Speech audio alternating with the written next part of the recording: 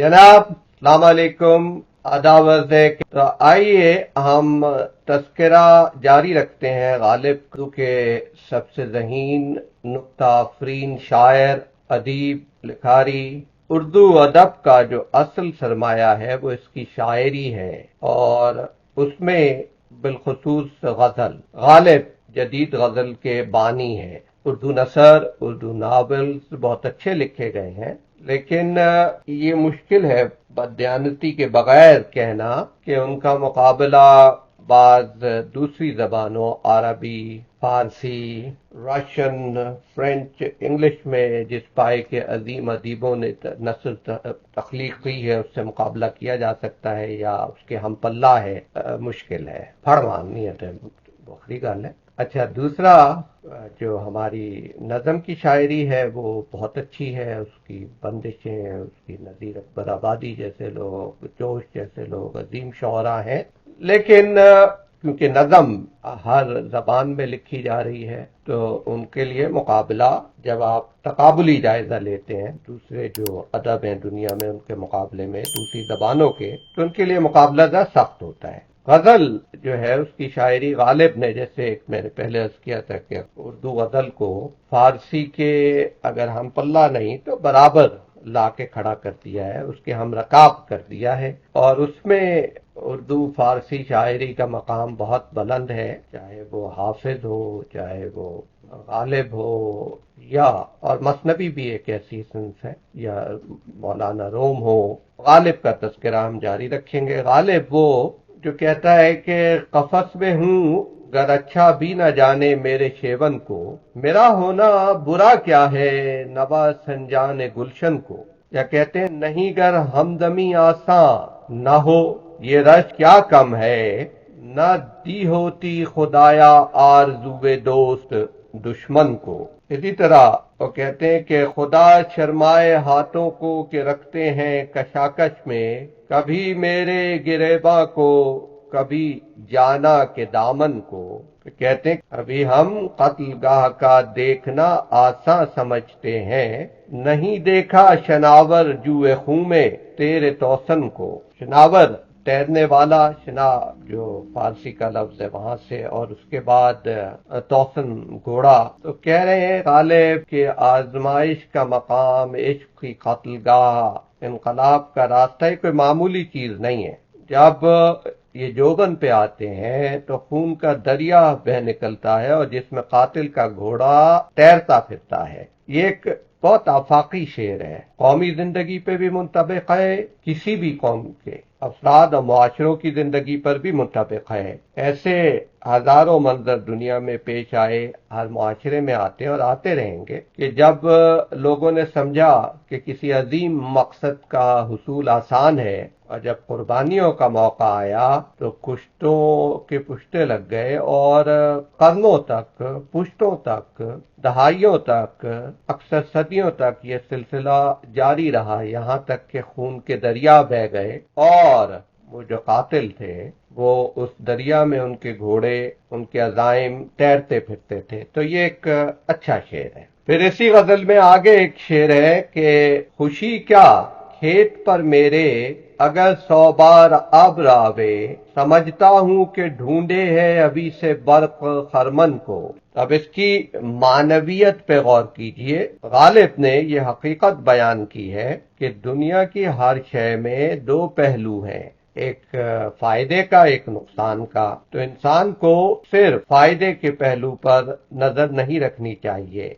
इसमें रजायत या खुनूतियत या तरह की चीजें नहीं, एक हकीकत है ना। इसमें पेसिमिज्म कार फरमा है ना ऑप्टिमिज्म की कार फरमाई है। ये सिंपल है, बसीरत का, विजडम का, इंसानी अक्ल का, तजर्बे का तकाजा ये है कि दोनों पहलू हमेशा पेश नजर रखने चाहिए। ये दावत बसीरत है गालिब जो दे रहे हैं आपको। लग़वी मानी इसका ये कि अगर मेरे खेत पर, फील्ड्स पर, फार्म पर 100 बार भी बादल आए तो उसका एक अच्छा पहलू यह है कि खेत पर बारिश होगी और उससे फसल पकेगी, फसल अच्छी होगी।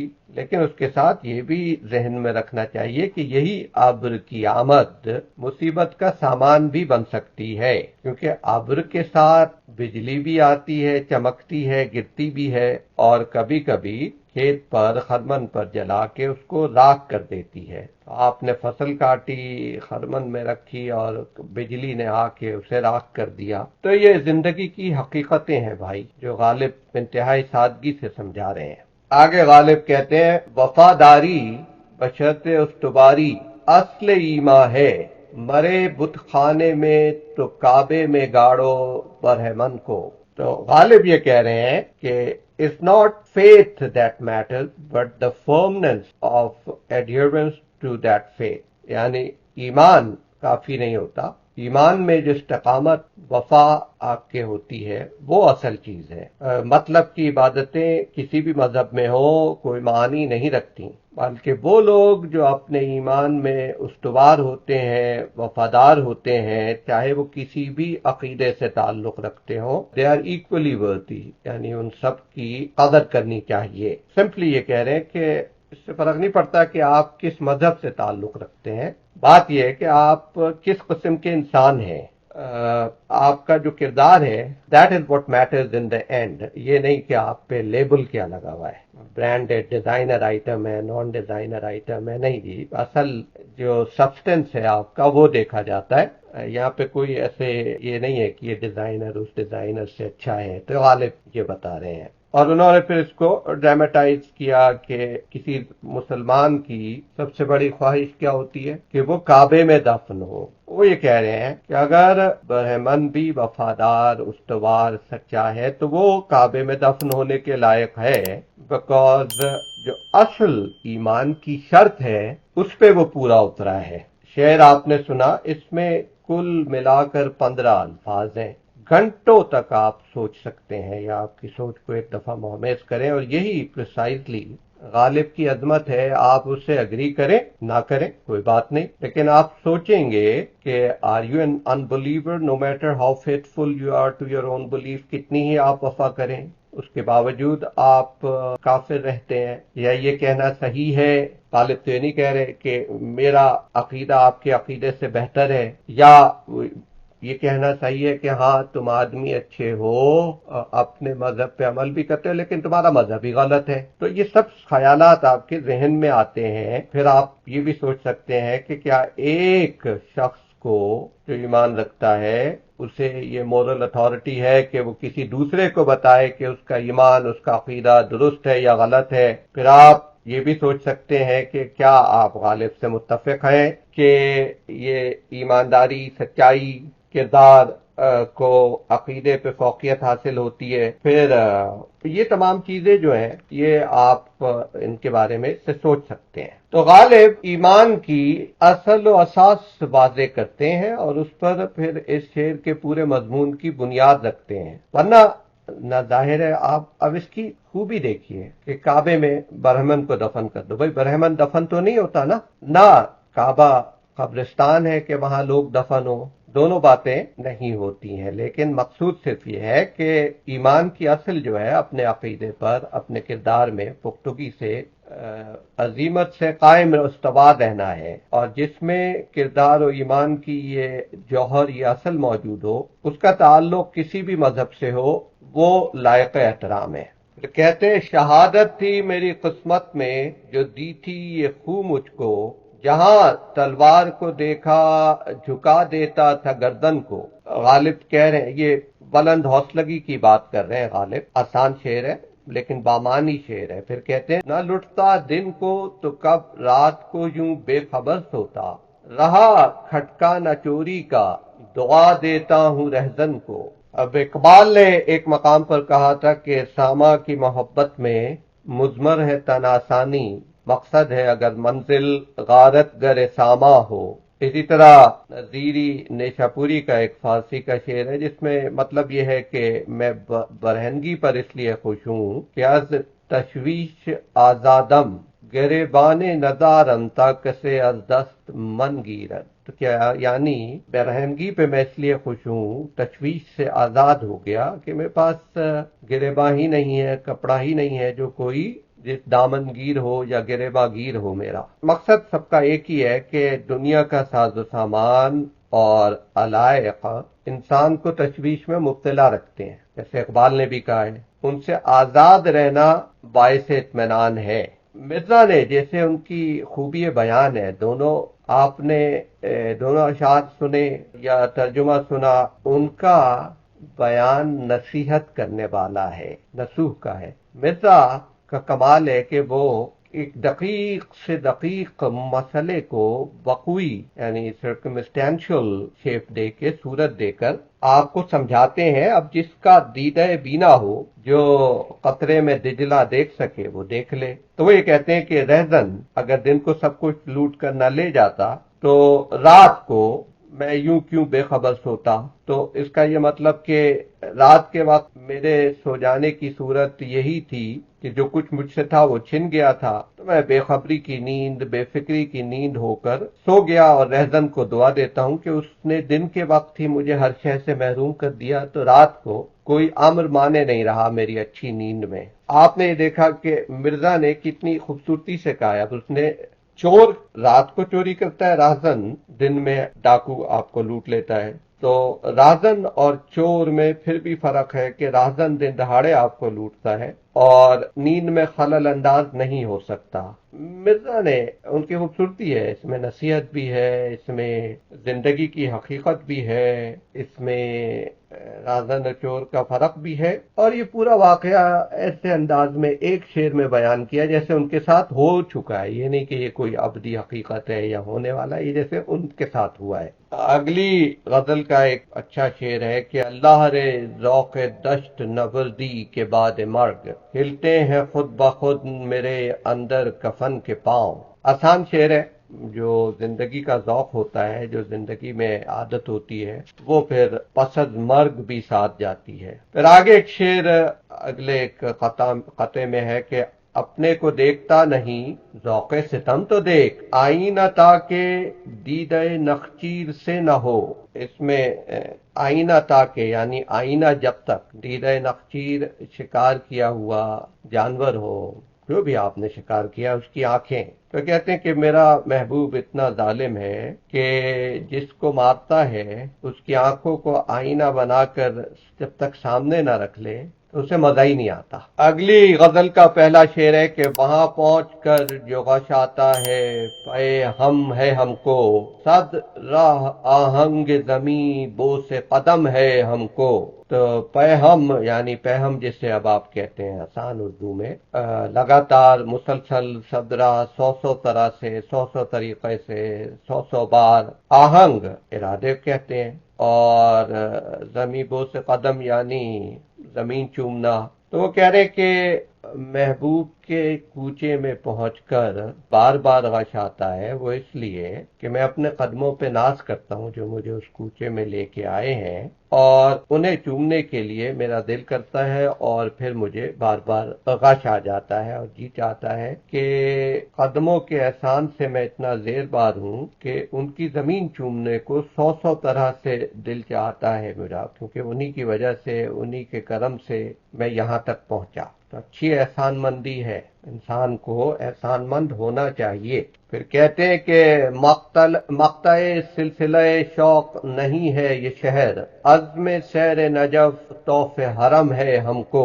یہ شعر غالب نے کہا تھا جب وہ کلکتہ اپنے پینشن کے مقدمے کے سلسلے میں جا رہے تھے، تو لکھنؤ میں ٹھہرے تھے، وہاں پہ ایک طرحی مشاعرہ ہوا تھا، ورنہ غالب اس طرح کی زمین میں خود غزل لکھنے کے لیے تیار نہ ہوتے۔ انہوں نے یہ ذکر کیا ہے کہ یہ جو شہر ہے لکھنؤ کے ہمارے آنے کا سبب واضح نہیں ہے، ہو سکتا ہے ہم سیر و تماشا کے لیے آئے، لیکن اس کے ہم چندہ شائق نہیں ہیں، اور ہم یہ نہیں کہہ سکتے کہ یہ مقام ہمارے شوق کی انتہا ہے یا آخری منزل ہے۔ ہم تو چاہتے ہیں کہ نجف اشرف پہنچیں اور حضرت علی کے روضے کی زیارت سے مشرف ہوں، پھر وہاں سے مکہ مکرمہ جائیں، خانہ کعبہ کا طواف کریں۔ تو ہماری جو اصل منازل ہیں وہ نجف اور مکہ مکرمہ ہیں۔ اب اس میں کشش کاف کرم یعنی لفظ کرم ہوتا ہے، اس کا پہلا حرف کاف ہے، اس کی جو کشش ہے، اس کے کرم کے کاف کی، کیونکہ یہ کشش لمبی ہوتی ہے اس لیے انہوں نے اسے راستہ قرار دے دیا ہے، اسے رسول کرم کی جو یہ آرزو تھی اسے کشش کاف کرم کی نسبت سے انہوں نے ظاہر کیا ہے کہ کرم کے کاف کی کشش جو ہے وہ ہمارے لیے راستہ بن گئی ہے اور امید ہمیں لیے چلے جا رہی ہے۔ تو اسی لیے وہ کہتے ہیں کہ مقطع سلسلہ شوق نہیں ہے یہ شہر، عزم سیر نجف و طوف حرم ہے ہم کو، لیے جاتی ہے کہیں ایک توقع غالب، یادِ راہ کشش کاف کرم ہے ہم کو۔ جیسے میں نے مطلب عرض کیا ویسے ہی ہے ان دونوں اشعار کا مطلب۔ اگلی غزل کا پہلا شعر ہے کہ تم جانو تم کو غیر سے جو رسم و راہ ہو، مجھ کو بھی پوچھتے رہو تو کیا گناہ ہو۔ آسان شعر ہے، کوئی اس میں ایسی مشکل نہیں ہے۔ تو اگلا شعر ہے اس سے کہ بچتے نہیں مواخذہ روز حشر سے، قاتل اگر رقیب ہے تو تم گواہ ہو۔ پھر آگے کہتے ہیں کیا وہ بھی بے گنہ کش و حق ناشناس ہیں، مانا کہ تم بشر نہیں خورشید و ماہ ہو۔ اب اس پہ مرزا ہادی رسوا کا ایک خوبصورت شعر یاد آیا کہ تم مہر سہی ماہ سہی ہم سے ملو تو، کیا اہل فلک اہل زمیں سے نہیں ملتے۔ تو مہر یا خورشید سورج، ماہ چاند کو کہتے ہیں۔ اب سمپل ہے کہ چلو مان لیا تم بشر نہیں ہو، چاند ہو، سورج ہو، ستاروں سے برتر ہو، تو کیا چاند اور سورج کا بھی وتیرہ وہی ہے جو تمہارا ہے؟ کیا وہ بھی بے گناہوں کو مارتے ہیں؟ کیا وہ بھی حق ناشناسی کرتے ہیں؟ تو اگر چاند سورج ہو، بشر نہیں ہو، تو پھر چاند سورج ہی کی طرح برتاؤ کر لو۔ انسانوں کی طرح برتاؤ نہیں کرتے تو چاند سورج کی طرح آسودگی کا، توانائی کا باعث بنو۔ پھر کہتے ہیں کہ جب میں کدا چھٹا تو پھر اب کیا جگہ کی قید، مسجد ہو، مدرسہ ہو، کوئی خانقاہ ہو۔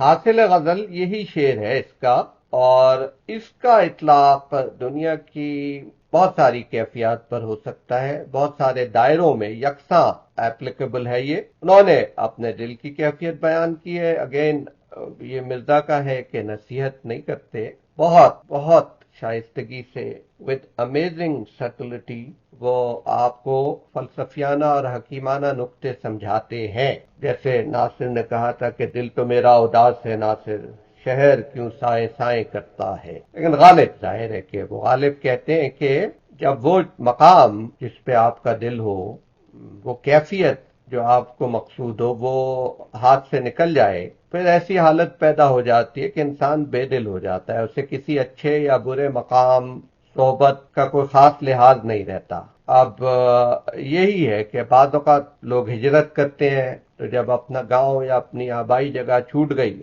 پھر جو بھی در ملا اسی در کے ہو گئے، تجھ سے بچھڑ کے ہم بھی مقدر کے ہو گئے، بیٹھنے پھر کون دے ہے اسے جو بھی تیرے آستاں سے اٹھتا ہے۔ تو وہی بات ہے، غالب نے اپنے بے مثال انداز میں اس کو بیان کیا ہے۔ اس لیے انہوں نے یہاں شراب نوشی کا ذکر نہیں کیا، انہوں نے بتایا ہے آپ کو جب اصل جگہ کسی کام کی، کسی چیز کی چھٹ جائے، پھر انسان کا دل جو ہے وہ مر جاتا ہے۔ تو یہ بات یہ خط ہوتا ہے کہ آپ لائق ہوتے ہیں لیکن آپ کا دل نہیں ہوتا۔ چنگو نئے رنگ پہ تھے اپنے لہو کے دم سے، دل نے لے بدلی تو مدھم ہوا ہر ساس کا رنگ۔ تو وہی غالب کہہ رہے ہیں۔ آگے کہتے ہیں کہ سنتے ہیں جو بہشت کی تعریف سب درست، لیکن خدا کرے وہ تیری جلوہ گاہ ہو۔ مطلب اس کا سمپل ہے کہ جنت کی تعریف میں جو بھی بیانات دیے جاتے ہیں وہ سب اپنی جگہ صحیح ہیں، اس سے بڑھ کے ہو، لیکن ہمیں ایسی جنت نہیں چاہیے۔ کیا کریں گے جہاں ہمارے محبوب حقیقی کا جلوہ ہی نہیں موجود۔ جو صحیح عبادت کرنے والے ہیں وہ تو تیری محبت میں عبادت کرتے ہیں، جنت کے لالچ میں نہیں۔ اے پروردگار، محبوب حقیقی، ہمارے لیے بہشت وہی ہے جہاں تیرا قرب میسر ہو، تیرا دیدار ہمیں نصیب ہو، اور اگر یہ دولت نہیں مل سکتی تو پھر جنت ہیچ ہے، پھر کیا؟ وہ جیسے پہلے بھی غالب نے جزا و سزا کے بارے میں ان کا ایک مستقل مدلل اور مربوط نقطہ نظر ہے کہ عبادت میں کسی عیش و راحت لالچ کی ترغیب نہ ہو.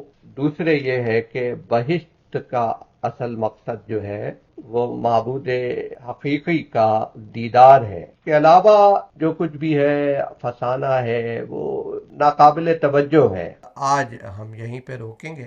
اگلی مرتبہ انشاءاللہ ہم آپ ہوں گے اور غالب کے دفتر معانی میں حاضری ہوگی. شکریہ. خدا حافظ.